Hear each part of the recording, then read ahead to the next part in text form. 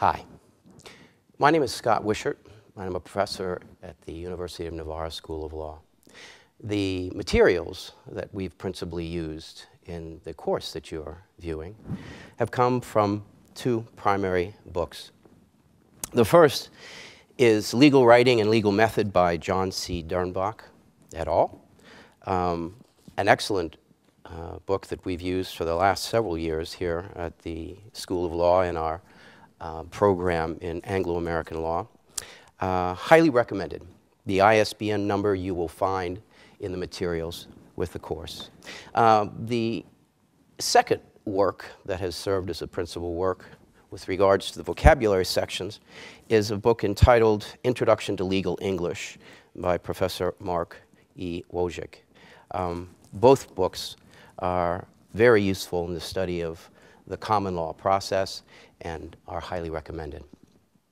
Okay. We're going to start talking about the law. In particular, we're going to start talking about the common law tradition. But before I start, I'm going to put on my toga. In English, my robe. In the Anglo-American common law tradition, we no longer wear robes in the courtroom. But in the continental system, we do. Any idea why? Do you think it's due to our sense of fashion? No, no. It's not our sense of fashion. It's to remind us that while we're in the courtroom, we are dealing with questions of life and frequently of death. It's a formal environment. The courtroom is the environment in which frequently the passion plays of life unfold. And in the continental system, it is a very formal environment. So in reflection of that, I wear my toga. All right, so let's start. Let's start talking about the law. In particular, let's start talking about the law in the common law tradition. So let's start with a definition. Within the common law tradition, let's define the law. The law could be defined in many different ways, frequently quite extensively. But for our purposes today, we're going to define it very simply. Within the common law tradition, we define the law as the rules and social policy that regulate behavior in society. Let's think about this. We define the law as the rules and the social policy that regulate behavior in society.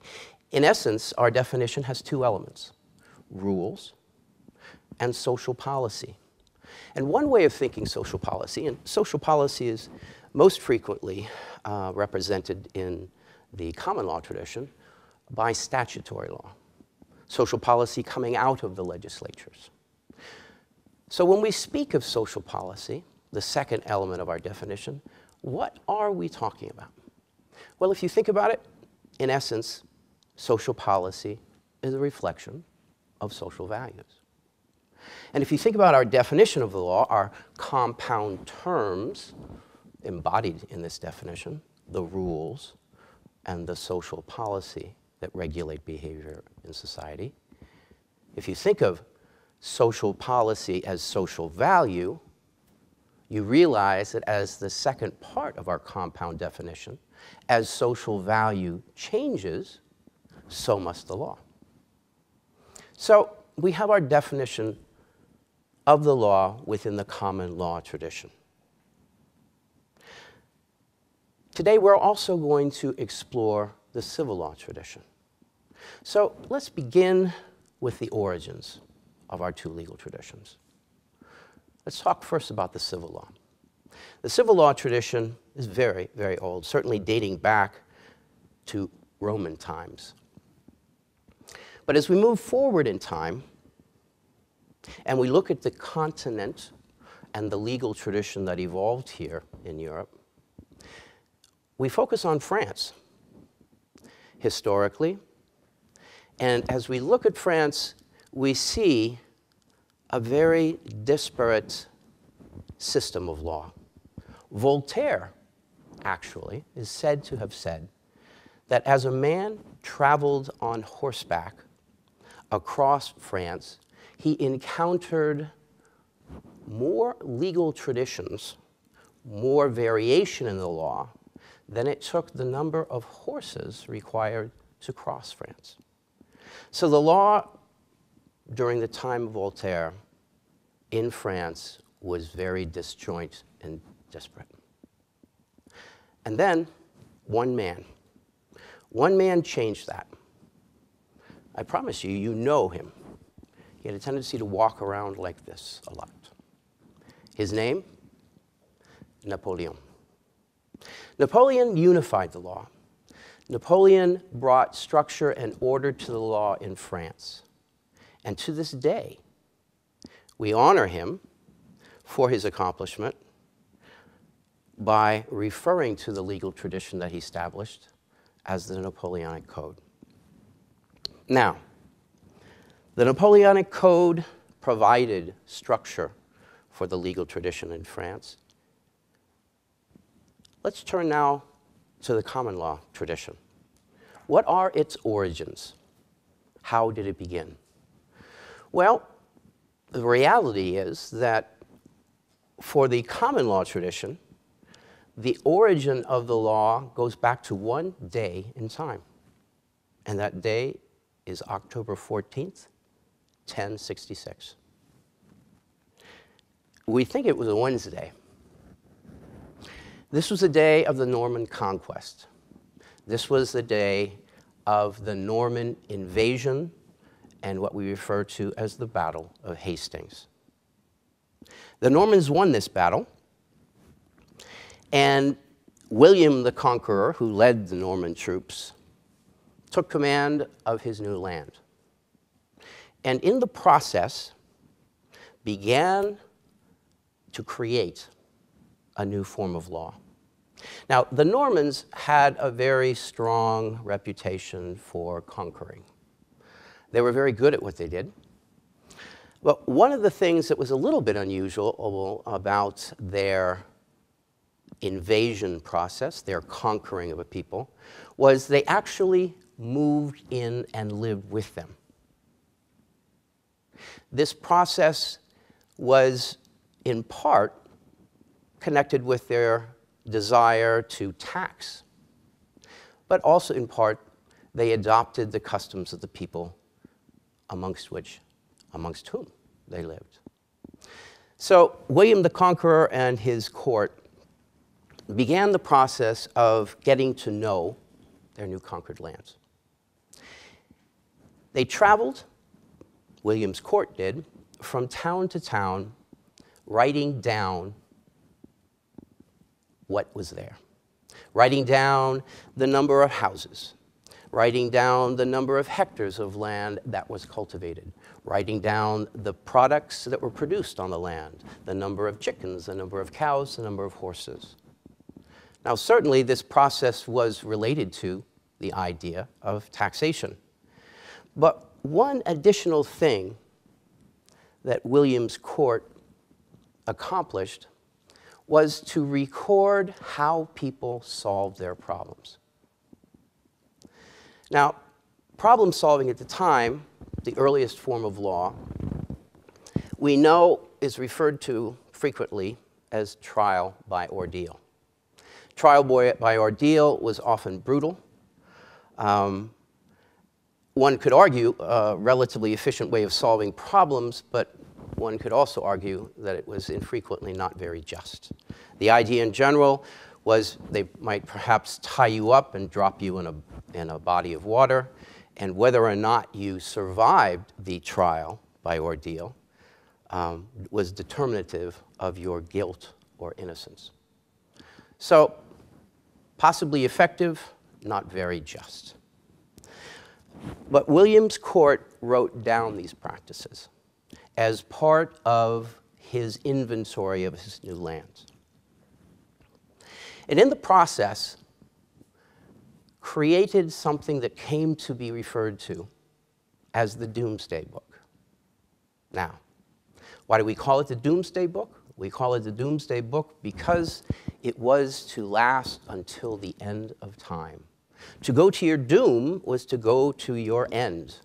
The end of time is doomsday, and this record of his holdings in his new land were to last until the end of time.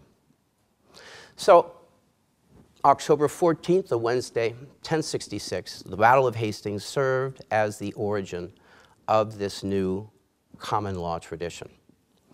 It was further amplified and developed over the years through additional efforts on behalf of King William and his court. William's court continued over the years to travel throughout the land, visiting the different towns and villages of his new kingdom. But this time, rather than recording how people solved their problems through trial by ordeal, William had his king's men, his king's court, bring his concept of justice to the people. In other words, he sent his courts out to visit the towns to help the people solve their problems. This was quite ingenious on behalf of King William because, on one hand, he certainly introduced a new way of problem solving to the people, but he also, by solving their problems, interacted in their lives and unified his kingdom. This process continued to evolve over time, and the common law as we know it today, the common law in common practice, evolved. At this point, I'd like us to change our thinking about something. When I say the phrase, the common law, it frequently engenders more questions than answers. I mean, what really is the common law? So I frequently ask my students to think that the common law is really a process that goes all the way back to William's courts. The common law really is a process of law that comes out of the courtroom. And so when my students first begin the class together, I ask them to replace in their mind this phrase, the common law, with the phrase, judge-made law. For this truly is the heart of the legal tradition we know as the common law. Again, dating all the way back to the Norman Conquest and the Norman King William, the Conqueror. Okay, well, we've discussed the Doomsday Book, the origin of the common law tradition. But let's take it further ahead in time. The legal tradition that we referred to as the common law moved from the British Isles to various parts of the world, including the colonies, the British colonies in the New World, in North America. And the common law imported into this new environment began a new evolution. The evolution of the law within the colonies was a lengthy process. Now, what do we know about the colonies in the New World, in North America? We know there were 13 colonies. But let me ask you a question. How long were the colonies in existence? It may surprise you. Were they in existence for 60 years? Were they in existence for 70 years? 100? Well, the answer is that the colonies were in existence in the New World for over 200 years before they decided to revolt, before the revolution occurred. That's an awfully long time to be a tea drinker before you all of a sudden decide to drink coffee. And so we have these colonies in existence for over 200 years, each of them with their own court system. Again, we've said that the heart of the common law tradition is the courtroom. And I've asked you to replace in your mind the phrase, the common law, with judge-made law. So each of these 13 colonies had their own court system, their own tribunals, their own judges. As such, their own little legal systems. Now, as we think about the colonies, north and south along the eastern seaboard of North America, we realize that the geography of these colonies is quite different. As a result, the economies of these countries evolved differently. As the economies evolved differently, so did the law evolve differently. Now, we've said that the courtroom, the tribunal, responds to the problems of the people. In the common law tradition, that goes all the way back to the Battle of Hastings and the Doomsday Book. So, in the same way, the courtroom responded to the problems of the people in the New World. And because the economies were different in the North than in the South, we said that the economies in the North became industrialized at an earlier rate than the economies of the South, and the economies of the southern colonial states were more agricultural. As a result, the law of the North evolved differently than the law of the South. And this process had a very significant impact on the evolution of the law. And in our next unit together, we will explore this relationship in more depth. So you said that the Doomsday Book only records the ways in which people solve the problems in the British Isles. So my question is, how does that book actually unify the law in Britain, in the old Britain? Excellent, an excellent question. Well, the process evolved through the King's Court, the itinerant court, which was a group of the king's men, the wise men, his counsel. And this court traveled throughout the land.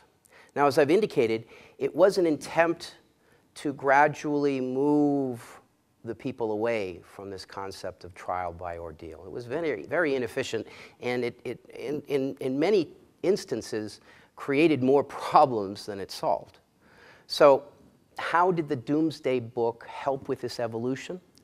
Well, the reality was that this process of the king's court coming to the people helped them to deal with their problems in a new way. Through the wisdom of the king's counsel, through the wisdom of the king's court. And this was good not only for the people of that village to resolve their conflicts, but it was also a brilliant effort on behalf of King William to unify his kingdom, because the people and the king came closer together. The king was now involved in the people's lives. He was solving their problems, and that made him even more special in their eyes. So this was the evolutionary process that became the law in common practice as we know it today. Good question. Thank you.